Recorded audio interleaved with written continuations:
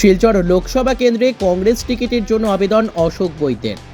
24 লোকসভা নির্বাচনে শিলচর লোকসভা আসনে কংগ্রেস প্রার্থী প্রত্যাশী অশোক বৈদ্য শুক্রবার তিনি আবেদনপত্র জমা দেন জেলা ইন্দিরা ভবনে। জেলা কংগ্রেস সহসভাপতি সুজন দত্তের হাতে তিনি এই আবেদনপত্র জমা দিলেন। তিনি আশাবাদী দল তাকে শিলচর আসনে প্রার্থী করবে এবং তিনি জয়ী হয়ে এই আসন দলকে উপহার দেবেন। এদিন অন্যান্যদের মধ্যে উপস্থিত ছিলেন সঞ্জীব রায়, তাপস দাস, দিলওয়ার হোসেন লস্কর প্রমুখ। Bureau report, Nababarta today.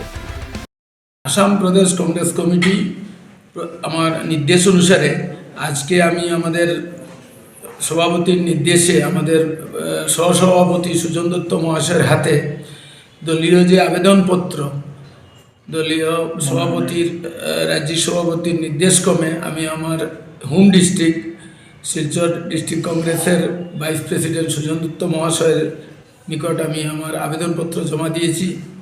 আমি আশা করি যে এই আবেদনপত্র সঠিক বিবেচনা হবে এবং নিশ্চয়ই আবেদনকারী আরও হয়তো থাকবেন এবং পর্যায়ক্রমে যেটা হাইকমান্ডের যে নির্দেশ আসবে সেই নির্দেশ অনুযায়ী আমি আমার এই মনন নিয়ে আবেদনের পরিপ্রেক্ষিতে আমরা এই লোকসভা যে 24 লোকসভাতে আমরা অবতীর্ণ হব এবং নিশ্চয়ই আমরা কংগ্রেস ইন্ডিয়ান ন্যাশনাল কংগ্রেস আমরা এইবার নিশ্চয়ই আমরা শিলচর আসন আমরা আমাদের হাইকমান্ডের হাতে উঠিয়ে দিতে পারবো।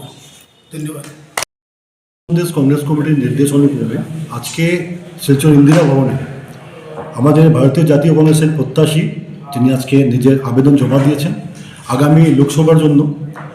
উনি আমাদের জেলা সভাপতি অভিজিৎ পালের নির্দেশক্রমে উপসভাপতি যাকে অথরাইজ করা হয়েছে ওনার হাতে নিজের আবেদনপত্র জমা দিয়েছেন এবং আমরা আশাবাদী যে আমাদের দলের শক্তি যেভাবে বৃদ্ধি হচ্ছে সমগ্র শিলচর, কাছাড়, বরাক তথা আসামে আগামী দিনে আমরা একটা ভালো ফলাফল করতে পারবো এবং আমরা আশাবাদী যে আরও অনেক লোকরা যারা দৌড়ে আছেন ওরাও আবেদনপত্র জমা দেবেন এবং আমাদের হাইকমান্ড আমাদের আসাম প্রদেশ কংগ্রেস কমিটি এবং এআইসিসি যৌথভাবে যাকে প্রার্থী করবে আমরা ঝাঁপিয়ে পড়বো এবং আমরা নিশ্চিত যে আগামী দিনে যে লোকসভা নির্বাচন হবে শিলচর থেকে আমরা আমাদের প্রার্থীকে জয়ী করতে পারবো।